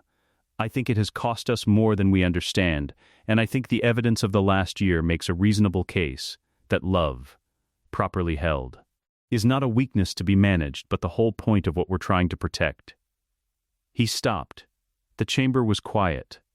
Yoda's eyes had not moved from his face since he began. It was Obi-Wan who spoke first. His voice carried the careful precision he used when he was saying something he had prepared, and was choosing every word deliberately. "The Council will need time to consider the implications for the Code. The conversation Anakin is initiating is overdue, a pause. That is my view." Yoda looked at Obi-Wan for a moment, then back at Anakin. "Overdue," Yoda said. "Long have I known this. Long have I lacked the courage to begin it." His ears lowered slightly, not in sadness, in the specific expression of a man confronting his own avoidance without excuse. "Begin it now. We will." "In your debt, young Skywalker, the order is." Windu said nothing for a long moment. "Then, the resignation is accepted. The conversation is not finished." He looked at Anakin with the directness that was his only register. "Don't go too far." It was the closest Mace Windu had ever come to asking him to stay. Anakin inclined his head. "I'll be on Naboo." He found Obi-Wan in the Eastern Corridor afterward. Not by accident. Obi-Wan was waiting in the specific way he waited for things, occupying the space with such apparent casualness that it communicated the opposite. Standing at the window with a cup of tea he had been holding long enough for it to go cold. They stood together without speaking for a moment, looking at the city in the morning light. The Senate District. The Chancellor's Office Tower, now occupied by an interim committee pending constitutional restructuring. The endless layered life of a planet that was still, somehow, here. "You're really doing this," Obi-Wan said, retiring to watch sunsets.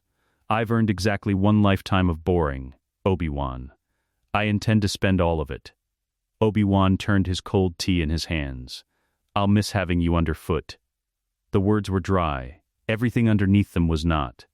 Anakin looked at his master, this man who had raised him and argued with him, and believed in him past the boundary of what belief could reasonably be asked to cover, who had been handed a 9-year-old boy on a starship, and had made of that assignment the defining commitment of his life, who had deserved, in a different version of this history, a great deal better than what he got. "This isn't goodbye," Anakin said. "It's a different kind of hello." Obi-Wan looked at him for a moment. The dry register dropped entirely, just briefly, and what was underneath it was simple and unguarded and entirely genuine. "Good," he said. He put the cold tea down on the windowsill and walked back toward the council wing. And Anakin watched him go and felt something that had been braced against impact for an entire year slowly, carefully release. Ahsoka was in the training hall. Of course she was.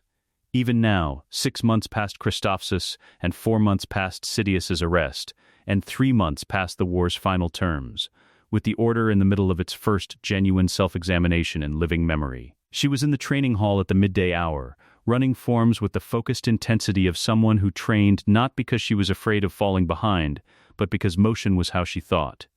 She heard him enter and deactivated her blades and turned. She was taller. A centimeter, perhaps two, the specific increment that only registered because he had been watching for it. The body doing quietly what bodies do when they're no longer operating under sustained crisis conditions. Her montral markings had deepened slightly. She looked, not older exactly, but more settled. More like the person she was going to become, rather than the person she was still becoming. She would be a knight by the end of the year, Yoda had told him privately, with the particular satisfaction of an announcement he had been waiting to make for some time. "You never told me," Ahsoka said, "why you cried." That first day. On the ramp. She had been saving it. He could tell the question had been in her possession for months, held at a careful distance, waiting for a moment that felt right. He recognized the patience in it because he had watched her develop it, the specific discipline of someone who had learned that the best questions were the ones worth waiting for. He sat on the training hall's low bench. She sat across from him with her legs crossed and her eyes steady, and the quality of attention she gave to things that were going to matter. He thought about what to tell her. The truth was not speakable in its entirety. Not yet. Perhaps not ever in its full form, the weight of it, the specific geography of loss that had produced the man who had knelt on that ramp and held on to her like she was the fixed point in a collapsing universe. Some things you carry until they become small enough to put down, and some things you carry always and they simply become lighter. "Because I had a dream," he said, "about a version of things where I failed you, where I failed everyone I loved, badly enough that the damage lasted decades." He held her gaze. "And I woke up on that ramp with the whole dream still in my hands, and there you were, and I understood immediately that I had been given the one thing I would have traded anything to have." "A second chance," she said. "Time," he said, "which is the same thing if you use it right." Ahsoka was quiet for a moment, processing it with the systematic care she gave to everything that mattered. "Did you?" she asked. "Use it right?" He thought about Rex's calm, about the Alderaanian rug scorched to ash and Palpatine's cold eyes, and Obi-Wan's cold tea, and Dooku's curved hilt sitting in the temple's evidence archive. About 12 clones sleeping tonight in their own beds wherever they had decided their beds were. About a constitutional amendment working its way through Senate committee that would ensure no single office could again accumulate the powers a grateful republic had handed a man named Sheev Palpatine. About Padham on Naboo, in the home that was no longer a secret, in the light he was going back to. "I think so," he said. "I think we did." Ahsoka looked at him with everything she was, 14 years old and already containing more than that. The person she was becoming already visible in the person she was, right now. The Jedi Knight already present in the Padawan. The woman already present in the child. "Thank you," he said, "for giving me a reason to become someone worth being." She held his gaze for a moment. Then she stood, clipped her sabers to her belt, and straightened to her full height. "Go home, Sky Guy," she said. Naboo in late summer had a quality of light that Coruscant could not manufacture. Gold without the hard edge of a city behind it. The lake caught it and scattered it across the water in 1,000 moving pieces, and the sound of it was no sound at all. Just water and wind. And the particular silence of a place that had not been designed for any purpose except to be beautiful. Some months later, Ahsoka arrived in the early afternoon, no longer a Padawan. The rank of Jedi Knight sitting on her, with the ease of something that had always fit. She came the way she always came, unannounced, but not unexpected, landing her ship in the meadow behind the lake house, and appearing at the garden gate with her hands in her pockets, and the expression of someone pretending they happened to be in the neighborhood. Padme was reading in the garden. She looked up and smiled and said nothing about the pretense, because she was a politician and a diplomat, and she knew exactly when to leave a pretense its dignity.